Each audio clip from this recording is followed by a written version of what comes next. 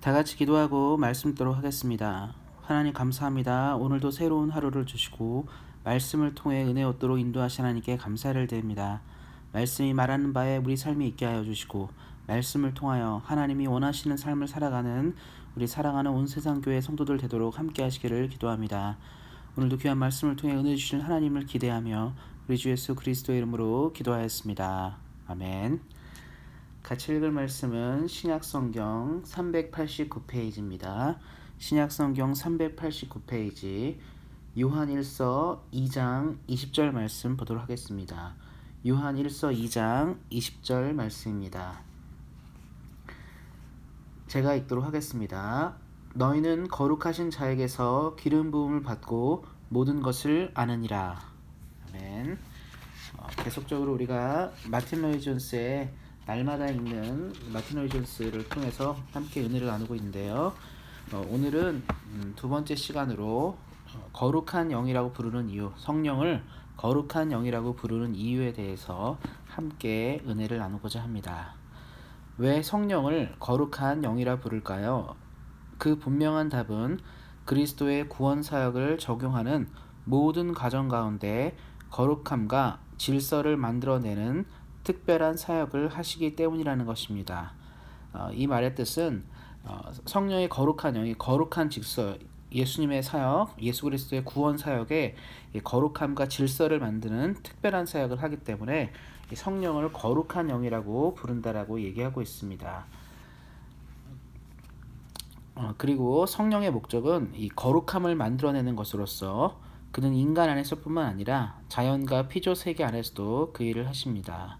그러니까 성령의 사역이 우리가 성경에 나오는 것처럼 우리 인간을 새롭게 하고 인간을 하나님을 닮아가게 하고 하나님의 뜻을 알아가게 하고 구원을 깨닫게 하는 것뿐만 아니라 전 세계 모든 것에 영향을 미치는 사역이라고 얘기하고 있습니다. 하지만 우리가 이 성경을 보면서 성령의 사역에 집중해야 되는 것, 그 궁극적인 사역은 무엇이냐면 우리를 거룩한 백성으로 거룩한 하나님의 자녀로 만드시는 것입니다. 성령이 아니고서는 성경을 보면 성령이 아니고서는 누구도 예수를 주로 시인하지 못한다 하는 말이 있습니다. 그렇기 때문에 성령의 은혜 없이는 우리 모두가 어느 누구도 예수를 주로 시인할 수 없기 때문에 하나님의 백성이 되고 하나님의 자녀가 되는 것은 성령의 궁극적인 사역입니다. 또한 성령은 다른 영들, 악한 영들과 구분하기 위해 거룩한 영이라고 부른다는 것도 설득 있는 설명입니다. 실제로 보이지 않는 영의 세계에는 이 사단이 부리는 악한 영들이 있습니다. 그리고 성령으로 대변되는 거룩한 영이 있기 때문에 이를 구별하기 위해서 성령을 특별히 거룩한 영이라고 부르기도 한다는 뜻입니다. 성경이 우리에게 영들을 시험하고 따져보아 하나님으로부터 온 영인지 분별하라고 명하는 이유가 여기에 있습니다. 요한1서 4장 1절 말씀입니다. 이 땅에 존재하는 많은 영들 가운데 우리가 이 하나님으로 오는 영인지 아닌지를 구별하는 것 매우 중요합니다. 그것이 바로 성령의 사역 중에 하나라고 얘기하고 있습니다. 그 다음으로 살펴볼 것들은 이 성령의 인격 내지는 인격적인 특질에 대한 것입니다. 용어가 좀 어렵지만 쉽게 설명한다면 성령의 인격이 있다. 인격적인 특질, 우리가 말하는 인격을 말할 때 사람의 성격이나 이런 걸 말할 때 특징들이 있는 것처럼 이 성령 역시 인격적인 특징을 가지고 있다고 얘기하는 것입니다. 그래서 이게 조금 어렵지만 한번 설명해드리도록 하겠습니다.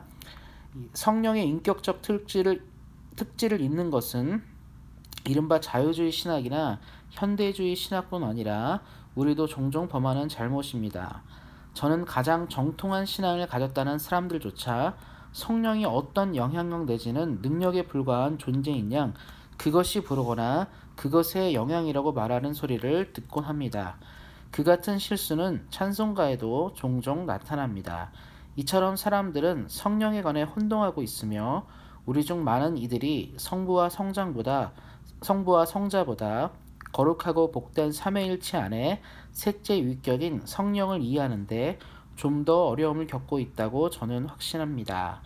아테노이즈 목사님이 이제 중점적으로 본 것은 뭐냐면 성령에 대한 오해가 있다는 것인데요. 이게 무슨 의미냐면 많이들 그런 것 같아요. 한국 교회도 이제 이 예수님 하나님에 대해서 많이 생각하지만 성령 하나님에 대해 붙이는 것을 많이 붙이지 않고 표현하지 않다 보니까 성령을 어떤 힘, 파워, 능력, 그래서 성령을 받아서 무슨 일을 한다, 성령의 이런 성령을 받아라, 뭐 힘을 받아라, 뭐 이런 식으로 많이 표현한다는 것이죠. 그래서 성령 충만 이런 표현을 할 때는 우리가 어떤 능력과 힘을 충만한다 이런 의미만 생각하는데, 엄밀히 말하면 성령님이 우리 안에 가득 오셔서 성령님이 우리 안에 임재하셔서 우리가 성령의 능력을 이제 나타내는 것입니다.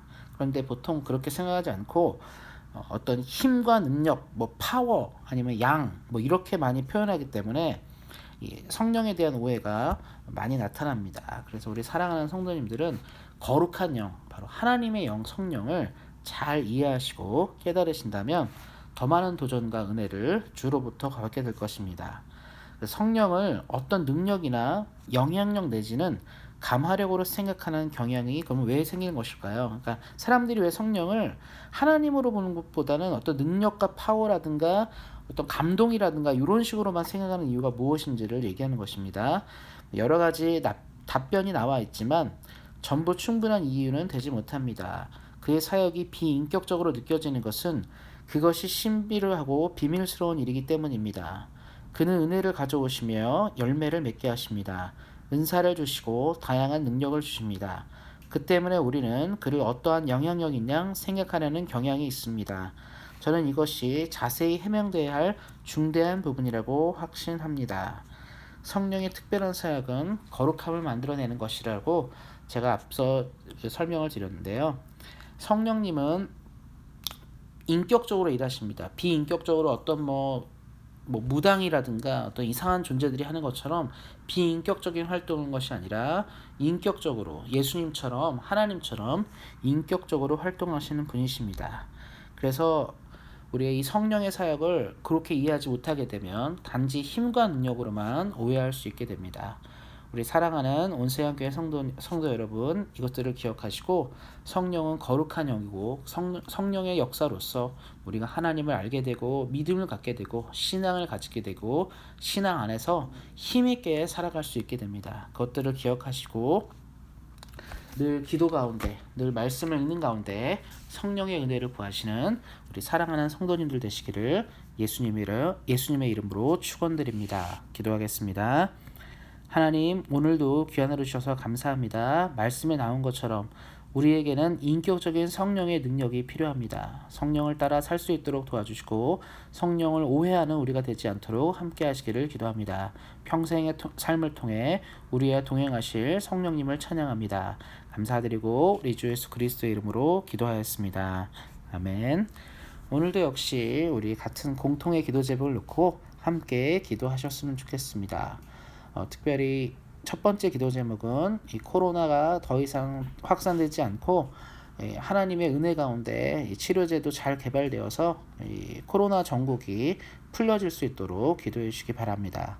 두 번째로 기도하실 때는 우리가 현재 이 오프라인 예배를 드릴 수 없기 때문에 온라인으로 또 이렇게 음성으로 영상으로 예배드리고 있습니다. 하나님 은혜를 허락하여 주셔서 우리 함께 오프라인 예배당에서 드리는 예배가 회복될 수 있도록 기도해 주시기 바랍니다. 또한 가정에서 우리가 예배하고 신앙생활하고 또 그런 일이 있기 때문에 개인의 경건 시간도 역시 위협을 받고 있는 가운데 있습니다. 개인의 경건 시간도 잘 지켜갈 수 있도록 기도해 주시고 또 가정이 영적인 나태함에 빠지지 않고 풍성한 가운데 말씀을 더 사모하는 이 기간 될 수 있도록 기도해 주시기 바랍니다. 특별히 우리 교회의 지체들, 우리 교우들을 위해 기도했으면 좋겠습니다. 경제적으로 어려움 당하지 않고 일터와 사업 문제가 고통당하지 않도록 기도해 주시고 또 우리 안에 있는 가족들, 형제 자매 또한 우리 자녀들도 이 기간 동안에 건강 잃지 않고 하나님을 잘 섬길 수 있도록 또 믿음 가운데 잘 이겨낼 수 있도록 기도해 주시기 바랍니다. 또 기도하실 때 나라와 민족을 위해 기도해야 합니다. 멀리 우리의 조국인 대한민국부터 우리가 현재 살고 있는 캐나다까지 각 정부들이 이 문제를 잘 대처할 수 있도록 기도해 주시고 정부의 정책을 통해서 또 하나님께서 영광 받으시는 또 대한민국과 캐나다 될 수 있도록 또 기도해 주시기 바랍니다. 기도하실 때 경건한 마음으로 기도하시고 오늘 하루도 주 안에서 승리하시기를 예수님의 이름으로 축원드리고 격려드립니다. 오늘도 승리하세요.